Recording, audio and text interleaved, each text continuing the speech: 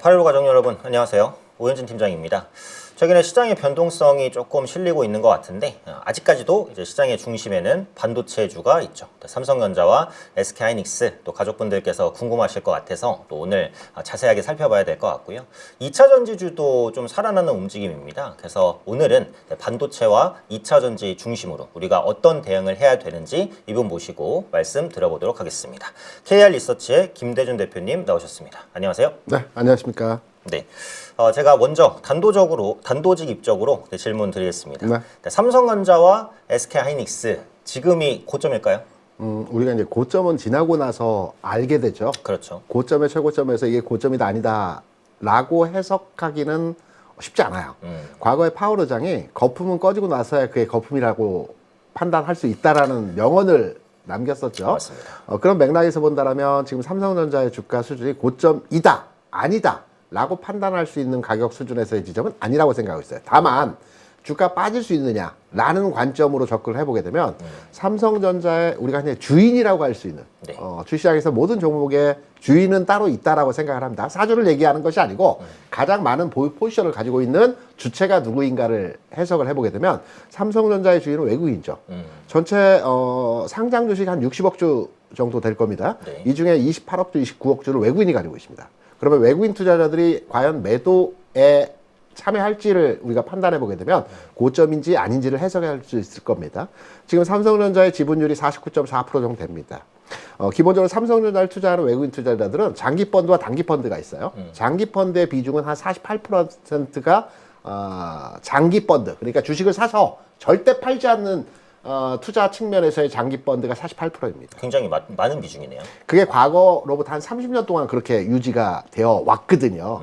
하한선은 48%, 네. 상한선은 58% 정도 왔다 갔다 합니다. 다시 말해서 이 부분을 해석해서 우리가 들여다보게 되면 삼성전자에 대해서 외국인 투자자들이 매도되어질 부분은 뭐 거의 없다. 1% 내외인데요. 최근에 48.4%까지 내려갔다가 49.5%까지 최근에 다시 올라왔죠. 네. 이 과정에서의 상황을 보게 된다면 삼성전자, 하이닉스도 마찬가지입니다. 주인인 외국인 투자자들의 매도 물량이 되어질 시장에 쏟아질 물량이 거의 없다. 다시 말해서 삼성전자의 고점 논란은 아직 시기상조이다. 이렇게 해석할 수 있겠죠. 결국 고점을 예측할 수는 없지만 외국인이 현재 시점에서 그렇게 많은 물량을 팔 가능성은 제한적이기 때문에 네. 그럼 지수의 하단은 이제 조금 지지될 가능성이 높다. 이렇게 보시는 건가요? 하단부, 조정부를 우리가 판단할 때는 시장의 리밸런싱과 재조정 과정에서 흐름을 판단해 봐야 될 겁니다. 네네. 최근에 시장에서의 내용을 우리가 조금 더 깊이 있게 들어가 보게 되면 반도체 좋습니다. 하지만 반도체의 지난해 기대치와 올해의 기대치가 좀 달라졌죠. 최근에 반도체 종목들의 주가가 나쁘지는 않은데요. 지난해 반도체 종목에 대해 투자하셨던 분들 같은 경우는 지난해만큼 시원시원하게 움직이지 않는 모습들을 보여줘요. 반면에 시장에서 새로운 종목군들의 주가 움직임이 최근에 탄력적으로 진행되는 형태를 보여주죠. 예를 들어서 철강주들 최근에 움직이고 있죠. 네. 석유화학주들 움직이고 있죠. 건설주들 최근까지 움직였죠. 이게 무슨 말이냐면 시장의 흐름이 조금씩 변화하는 흐름들을 보여주면서 반도체는 버티고 나머지 종목들이 재조정 과정에서의 못 갔던 흐름들의 키 맞추기를 진행시키면서 지수는 좀 플랫하게 움직이는 경향성을 보여주는 가운데서 종목들의 활발한 주가 움직임의 모습을 보여준다. 이게 지금 장의 핵심 포인트라고 생각을 합니다. 그러면 이제 또 아까랑 어떻게 보면 결이 비슷한 질문인데 네.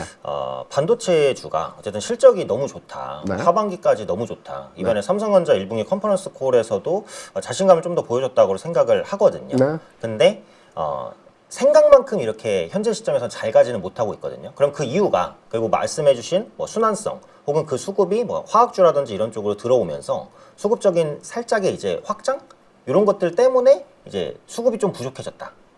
이렇게 이제 해석을 해야 될까요? 아닙니다. 다른 관점이라고 생각을 하고요. 어마어마하죠. 삼성전자의 영업이익단에서의 흐름을 보게 되면 40조. 이거 저 깜짝 놀랐습니다. 네네. 40조 이상의 실적을 발표했는데요. 글로벌 빅테크 기업들과 비교해봐도 뭐 거의 상위 레벨입니다.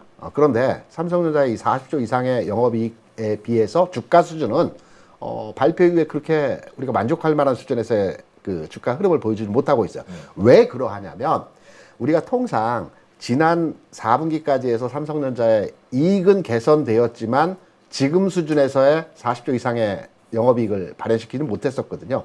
주식시장은 항상 검증의 단계를 거칩니다. 네. 이번 실적이 일회성이냐 아니면 2분기 실적이 더해지면서 확인이 되었구나. 이제 삼성전자가 언론에서 얘기하는 것처럼 올해 영업이익이 뭐 150조, 200조, 300조까지 나타날 가능성이 있겠구나라는 것이 확인이 되어지면 그때 시장은 가격적인 반응을 보여주겠죠. 그래서 지금 주가 뭐 22만 원, 23만 원, 21만 원에 왔다 갔다 하는데요.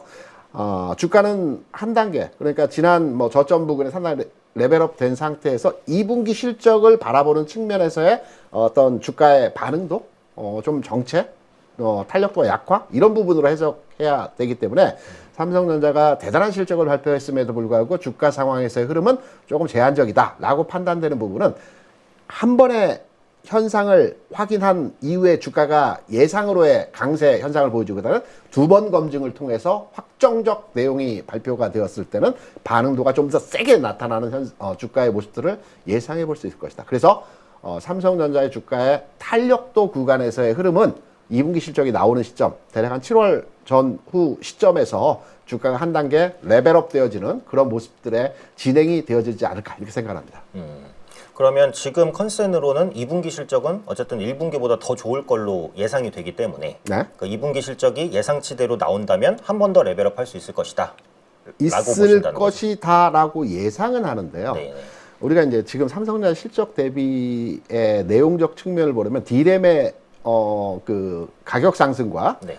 매출의 폭이 증가했다라고 볼 수 있겠죠. 네. 80조 매출에서 뭐 120조 매출 이상의 그 매출도를 보여줬으니까 원래 시장에서 한 90조 정도를 예상을 했었는데 이익도 한 20조, 30조를 추정을 했었는데 40조 이상을 시켰기 때문에 이것은 다 D램 가격이 지난해 연초에 한 2불 내외였습니다. 최저는 1.5불이었고요.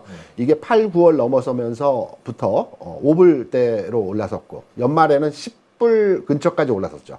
올해 들어서 13불까지 올라섰습니다. 근데 여기서 문제가 뭐냐면 2분기 실적에 대한 상향치에 대한 우리가 너무 긍정적인 그 방향으로 접근할 필요가 없다. 접근해서는 안 된다는 이유가 뭐냐면 올해 2월, 3월, 4월 D램 가격의 추이가 13불 내외에서 고착화되어 있습니다. 지난해 2불대에서부터 연속적으로 주가의 쭉 상향화 곡선이 그려진 이후에 2, 3, 4월에 13불 내에서 고착화되어 있다는 측면에서 현상을 판단해 보게 되면 2분기 실적, 물론 앞으로 시간이 많이 남아 있습니다. 이 남아 있는 기간 동안에 D램 가격의 반응도가 어떻게 판단되어질지는 모르겠으나 실적이 이번 1분기 실적 대비해서 아주 폭발적인 흐름에서의 실적 상향화가 되어지는 부분은 우리가 시장 상황에 대한 여러 가지 AI 반도체에 대한 부분이라든가 또 파운드리 쪽에서의 상황이라든가 이런 개선되어지는 데이터를 확인한 이후에 삼성전자에 대한 전체적인 흐름을 확정적으로 판단을 해야 되지 않을까 이렇게 생각합니다. 결국은 지금 이분기 컨센서스를 완전히 믿긴 조금 어렵고 왜냐하면 메모리 가격 상승 추이가 살짝 좀 둔화되어 있기 때문에 네. 그런 흐름들을 추가적으로 확인할 필요는 있다. 맞습니다. 우리가 주식 투자를 하면서요. 저 스타일은 그렇습니다. 검증. 돌다리를 많이 두드려보고 투자를 집행하는 스타일이라고 생각을 하는데요. 네. 물론 이제 주식 투자는 뭐 하이리스크 하이리턴의 전략으로 접근하시는 분들도 계시겠으나 검증을 통해서 확정적으로 판단이 되어졌을 때 51%의 확률이 되어졌을 때 투자하는 것이 맞지 않나라고 생각되기 때문에 삼성전자 굉장히 긍정적으로 바라봅니다. 하지만 여러 가지 검증 단계에서 확인할 구간에서의 내용들이 있지 않나 이렇게 해석을 합니다. 네. 그러면 이제 중소형주 단으로 넘어가서 네. 소부장의 흐름들을 한번 보면 최근에 소부장주들도 올해 상승률이 그래도 꽤 됐다고 생각을 하거든요. 네. 그럼 투자자분들께서는 현재 시점에서 소부장에 대한 투자 전략이 좀 궁금하실 것 같아요. 소부장은 좀 더 간다고 상방을 열어둬야 될까요? 아니면 삼성전자처럼 역시 좀 검증이 좀 필요하다 이렇게 봐야 될까요? 우리가 이제 반도체에 대해서 앞서 우리가 모두의 반도체 얘기를 조금 하면서 지난해 상승률 대비해서 올해 들어서 그렇게 상승의 각도가 이전만큼 만족할 만한 수준의 각도가 나오지 않는다라는 종목이 삼성 하이닉스를 얘기하는 게 아니고 개인 투자자들이 가장 선호하는 소부장의 종목이 그러한 형태의 주가 수준을 보여주고 있다라고 해서 제가 반도체에 대해서 올해 들어서 주가의 탄력도 측면에서의 흐름이 좀 약화됐다라고 말씀을 드렸는데요. 소부장을 투자하는 관점에서 생각을 할 때 과연 어느 시점에서 턴오버하면서 주가의 상승 시점에서의 흐름이 나타날까를 해석을 해보게 되면 일단 소부장 내에서 우리가 전공정과 후공정으로 나눠서 분석을 합니다. 전공정 내에서도요. 반도체 업황이 좋으면서 수주가 많이 늘어나는 분야에서의 그 소부장 종목은 소재주들입니다. 다시 말해서 최근에 이제 한솔케미칼이라든가 동진세미캠이라든가 솔브레인 같은 종목들의 주가 수를 보게 되면 동진세미캠은 전고점 수준까지 딱 올라온 상태에서 정체되어 있습니다. 한솔케미칼은 바닥 찍고 올라가려는 흐름에서의 모습을 보여주고 있어요. 그렇다면 소재주가 어떤 형태의 가격 진행, 특히 소부장이 움직일 때는 가장 먼저 움직이는 게 소재주 흐름이 먼저 움직이거든요. 탄력이 좋다는 얘기가 아니라 소부장이 스타트한다라고 하면 소재주들이 먼저 고점을 돌파하면서 진행 과정에서의 흐름을 바꾸어 줄 때 나머지 전공전이든 후공전이든 각각 종목들이 따라가는 추세에서의 흐름들을 많이 보여줍니다. 그렇다 본다면 소부장이 언제쯤 움직일까? 흐름이 바뀌는 지점이 어디일까라고 판단해서 대응적 차원에서 소부장 투자 관점으로 접근하신다면 소재주의 주가 수준을 우리가 판단해서 소재주가 언제 고점을 돌파하는지 이 부분에 대한 관찰도로에 접근을 해보시는 게 어떠할까 이렇게 생각합니다. 역시 소부장도 조금 더 확인이 필요하다라고 봐야겠네요. 네. 네, 좋습니다. 그럼 2차 전지로 한번 넘어가 볼게요. 일단 최근에 보면 2차 전지주도 살짝 좀 살아나는 것 같습니다. 삼성 SDI도 강하고 SK이노베이션은 물론 뭐 유가 문제가 있었다고 하더라도 최근에 이제 조금 어쨌든 강한 흐름인데 2차 전지에 대한 전망은 어떨까요? 현재 시점에서 전체적으로 좀 우상향을 할지 아니면 뭐 선별적으로 뭐 움직이고 말지 이런 부분도 궁금하거든요. 우상향 당연하고요. 앞으로의 하반기까지의 2차 전지 업종의 전망치에 대한 뷰는 굉장히 긍정적입니다. 다만 시각적 변화를 가져야 되겠죠. 우리가 2차 전지를 투자할 때는 23년도에 광풍적인 주가 상승에 대한 기대감들을 많이 가지고 있어요. 네. 한번 주가가 탄력을 받으면 연속적인 상승 흐름에 있어서 빨리 따라잡아야 되는 흐름으로의 그 판단으로 2차 전지를 생각을 하고 계십니다. 근데 2차 전지의 흐름이 바뀌었습니다. 어떤 흐름으로 바뀌었냐면은 2차 전지의 대표주라고 하는 에코프로의 주가 수준을 보게 되면 지난해 5월 수준에서 5만원, 4만 5천 원 저점을 찍었어요. 그리고 한 단계 도약하는 가격이 9만 원이었습니다. 거기서 한 단계 도약한 가격이 12만 원이었고요. 거기서 한 단계 도약한 게 16만 원이었고요. 그리고 19만 원 고점을 찍고 지금 15만 원 수준입니다. 주가의 수준에서의 흐름을 최근 1년 동안의 2차 전지 대표주 에코프로를 보게 되면 상승과 하락을 반복적으로 거치면서 30%씩 고점이 높아지는 형태의 모습들을 보여주고 있어요. 지금 주가는 19만 원 고점 찍고 15만 원. 그러니까 조정치의 하단부를 거치고 있는 형태의 모습이거든요. 앞으로 2차 전지 주가 수준에서의 상황이 2023년도와 같이 한번 방향을 잡고 연속적으로 끝까지 올라가는 매일매일 상승하는 흐름들의 모습들이 아니고요. 긍정적으로 판단하고 앞으로의 전망치로의 해석을 하되 주가 움직임의 측면에서는 상승과 하락을 반복적으로 거치면서 주가가 완만한 건 아니고요. 이 상하폭을 만들어주면서 상승하는 형태의 모습들이 진행이 될 것으로 예상이 되기 때문에 투자 관점 측면에서, 매매 관점 측면에서 기존처럼 바이앤 홀딩 전략이 아니고요. 사고 팔고의 전략으로 2차 전지에 대해서 접근도로의 판단을 하시는 게 어떨까. 지금은 단기 저점 구간에 들어왔다라고 판단이 되고 있습니다. 그러니까 2차 전지는 하반기까지 좋을 것이지만 네. 지속적인 우상향보다는 이제 흔들림이 좀 있을 것이니까 네. 결국은 뭐 지지 라인에서 사고 뭐 저항대에서 판다든지 이렇게 맞습니다. 트레이딩이 이제 조금 필요하다. 네. 요 말씀이고요. 그럼 요거를 조금 좁혀서 2차 전지도 너무 많거든요. 네. 이게 뭐 셀사도 있고 네. 소재사도 있고 뭐 이런 그 선택에 대한 좀 어려움이 있으실 것 같은데 어느 쪽에 좀 더 집중하는 게 유리할까요? 투자자분들께서 셀사를 좋아하시는 분들이 따로 계시고요. 소재사를 좋아하시는 분들이 따로 계시고 주변주를 좋아하시는 분들이 각각 성향이 다 다르십니다. 소재사들을 좋아하시는 분들에게 셀사를 사라고 하시면 잘 안 사세요. 네네. 근데 특이점은 셀사 중에서 SDI 주가가 거의 고점부까지 올라왔죠. 네. 뭐 80만 원 고점이라면 70만 원 많이 수준까지 올라왔기 때문에 굉장히 세게 올라왔고요. 그리고 고점을 돌파한 2차 전지 업종의 종목이라고 한다면 이수 스페셜티 케미칼 네. 소재사 중에서 고점을 돌파했습니다. 네. 그리고 나머지 종목들은 조금 고점을 아직까지 돌파하지 못한 수준에서의 가격차를 보여주는데요. 우리 오 팀장이 얘기했던 것처럼 2차 전지에 대한 투자 목적 관점으로 셀사냐 소재사냐 아니면 주변의 기자재 종목이냐라고 판단해서 저에게 물어보신다. 저는 개인적으로는 셀사를 좋아하긴 합니다. 그런데 기본적으로 저는 좀 안정형 투자 추구하는 형태에서 말씀을 드리는 거고요. 2차 전지 종목을 투자하실 때 뭐 안정형으로 우리가 꾸준하게 중장기적 투자 관점으로 접근하는 건 아니지 않습니까? 네. 한번 움직임이 나올 때 여기에 수익률을 도모하기 위해서 투자하신다라고 한다라면 전 소재사에 대한 투자 관점으로 접근하셔야 될 것 같아요. 뭐 이유는 여러 가지가 있겠으나 네. 최근에 리튬 가격의 흐름이 굉장히 심상치 않은 흐름에서의 모습 보여주죠. 네네.